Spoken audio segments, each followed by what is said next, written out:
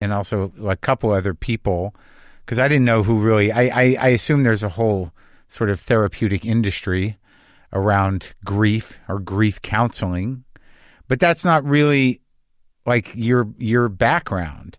No, God, no. I mean, what did you like? I'd kind of like to move through that. Yeah. Like, go before all of the tragedy in your life happened. What were you doing? I was writing tweets for Great Clips. I worked at an ad agency, and I wrote tweets for Great Clips. What is that? What does that even mean? What is Great Clips? Oh, Mark, bless you. It's only the number one discount haircutting industry. Oh, yeah, I mean it's a national salon chain, family owned, family run. Let me pitch you on Great Clips, where you can get a great haircut for under $15. So how do you get this job? Like, so you're working for an ad agency that deals with that? I mean, we did all kinds of things. At one point in time, I did a social media strategy for a fossil fuels brand. It's not all exciting, but I lived in Minneapolis, which is an ad agency town because of all the big companies that exist there, 3M, Target, Cargill. And so they actually have a really big ad industry. And my parents worked in advertising. So frankly, nepotism got me there. And also just depression, just not being able to like have confidence to pursue anything that I really cared about. That's who you were when you were younger? Yeah, that's who I was. You grew up in Minneapolis? I grew up in Minneapolis. And it's like just you got a bunch of brothers and sisters? Yeah, I got a big sister, a big brother, a little brother, and I have like 50 first cousins. Oh my God. Yeah, we got a lot of McInernys out there. Catholic. So the plan was, so you're just growing up in Minneapolis, you don't have the confidence to pursue, like, I mean, advertising generally is a default for creative people. It truly is. And being around so many people who thought of their advertising work as art and not as was so depleting to me. And it was also the first time I'd ever worked with men.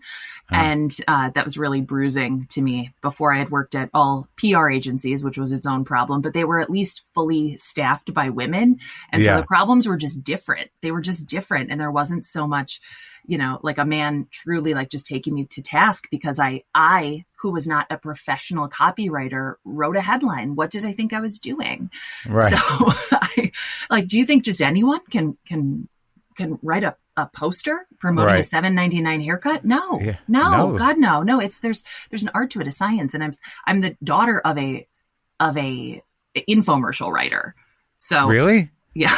Which infomercials so many. The Chuck Norris Total Gym, the ab glider, the ab roller, the ab That's bench. your dad? Yeah, that's my dead dad. Yeah. he was this really sort of, you actually look a lot like him, sort of just regular, unassuming guy, really literary, and then made his money selling people exercise equipment.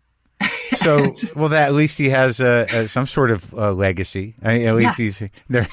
The His ab legacy roller is the shake weight. Okay. Oh, he did the shake weight? He didn't write it, but he did consult on it. And therefore I got a box of shake weights when I was in college. My dad was like, try this out. See if it tones your arms and shoulders. And I'm like, it's hard to get toned arms and shoulders when you are also drinking 6 beers a night is the problem. The shake weight.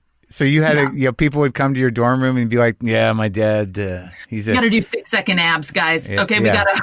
My dad's the 6-second ab guy, and you want one? I can get you one. I can get you. You guys want to get ripped? I can get you ripped. Okay. But when you say you didn't have confidence to really pursue what you wanted to do, what does that mean? Like, what were you thinking of?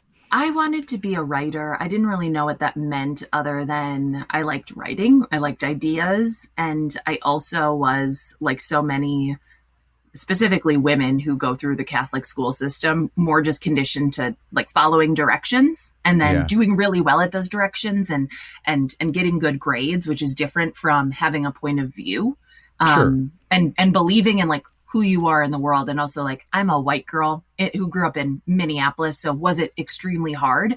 No, it wasn't. But I don't know. I was very directionless. I was extremely directionless. But you went to college? I went to college in Ohio, again, because I just lacked a direction. And I was like, that's not Minnesota. It's going to be very different. I'll get out. I'll get out, sort of. Yeah. And Yeah. I did what every girl in 2005 did, which was move to New York City and be like, I'm here. And New York was like, we literally don't care. Like, Yeah. So you graduated college and you went to New York? I went to New York. And that's where you got the advertising gig? I worked in PR first because I applied for writing jobs, and I had why would you have hired me? They were also jobs that only you could do if you were going to be financially supported by a parent or by, some sort of independent wealth. And also I just had no point of view. It's a weird job. It is a weird job. And I was so bad at it, Mark. I would just sort of pretend that I was reaching out to people, but I was like this Minnesota girl who I just did not know anything. Like I remember meeting this fancy girl at my office and being like, oh, I like your shoes. Are those from Payless? And they were like Tory Burch Flats. And I had no idea what that meant. And she was like, oh, right. Yeah, they're from Payless, you hillbilly. So you were just the rube that comes into New York. That's such an embarrassing sort of feeling when you just don't know what trends or what's going on and people are snotty about it. Yeah, I was like, I don't know. I didn't even know like that the bags that I was buying in Chinatown were knockoffs. Oh boy, yeah, they saw you coming. Like I was like, oh, this is cute. I had no concept of what way those seas were supposed to be facing. I just didn't know. There was a brief point there where I knew people that preferred the knockoffs because there was something sort of campy about it, and you could kind of get away with it, Yeah, I don't think people thought that of me. So when did you get married? I got married when I was 28 years old. I had in New York? No, in Minneapolis. I'd moved. You went back home? I left New York, just totally wiped out, and I moved back in with my parents, which I thought they wanted me to do, and then it became obvious they did not. They did not. My dad. How old were you? I was 27 when I moved back in with them, and my dad did a comp. He researched on Craigslist 1-bedroom apartments in Minneapolis and then tried to charge me that in rent for living in my childhood bedroom. Ooh, God, that's depressing. So you were not in a good place. I was not in a good place. And I was so bad at dating. I'd had one really long-term relationship where I'd met the boy in high school and stayed with him into my 20s. And that was very normal. For where I grew up, and that had fallen apart, and I worked at this job that I did not care about and wasn't passionate about, and the advertising job that your dad got you.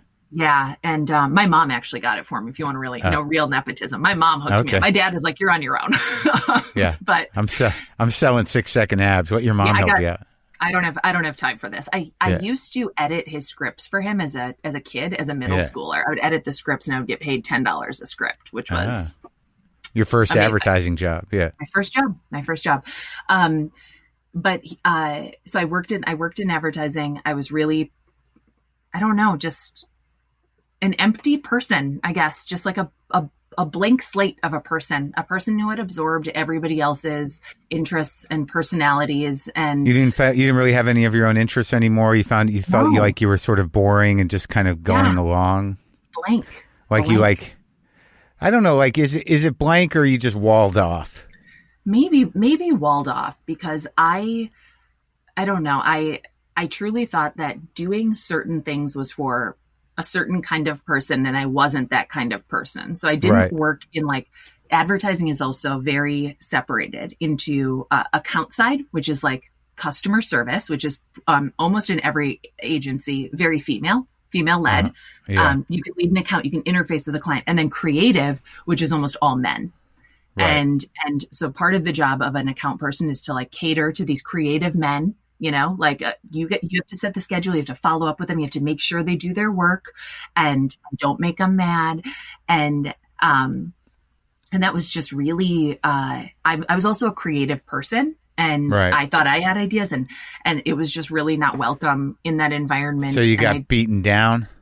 Yeah, I just hated it. I hated all of it. I feel like my Sunday, people have the Sunday dreads. They started on Friday at 5:00. They started as I left work. I would dread going back.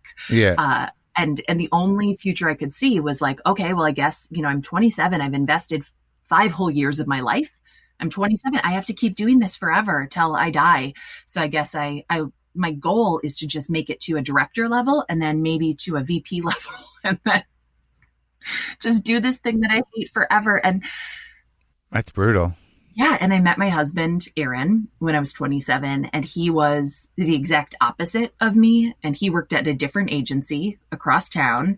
Yeah. And he was so brilliant, but in a really sweet and humble way. Wait, he was a copywriter? Or? No, he was a designer, a graphic designer. Oh, okay. And but he's also the kind of person who, and this is, I think, what really changed something in me. He just made things all the time. And so his ego was not attached to making a dog feed banner for the internet. Right. Yeah. That was something he did, and he took pride in it, and he did it well. But then he would go home, and when I had an idea, like I wanted T-shirts made for a kickball team, he made a logo. He printed the shirts. Like if I had an idea, he would help me make it. And so right away, our relationship was really comfortable and fun. And he thought of me as like a creative person, and he thought of me as an interesting person. And I remember him saying, "Oh, I'm going to read your writing right away." And I'd started to sort of quietly write for little websites and blogs. And I was like, "You want to read my writing? I mean, I'm writing about like." So that's nice. Yeah, and he loved it. And at the time, I was writing this little. Not quite a column, but little personal essays, and they would come out on Tuesday, and he'd get to work on Tuesday, and he'd G-chat me. This is also a sign of the times, 2010. Yeah. and he'd send me a chat and be like, "It's Tuesday. When's it up? I'm refreshing." Yeah. He just was so into it and really let me feel like I was a person who could make things and do things, and that my self-worth didn't have to be wrapped up in the kind of reply I was getting from somebody at work, which is, that did deeply affect me. I was a person who would get a crappy email and be like, "Wow, I guess I'm terrible. I should quit my job." Right. Sensitive, insecure. Yes, so insecure. Just and just skinless. Yeah, it's weird that no matter how, it's good that you were able to take in the good stuff he was telling you, because like sometimes like bad stuff just overrides it, even if you don't even know the person that well. One little criticism could just, fold the entire undertaking.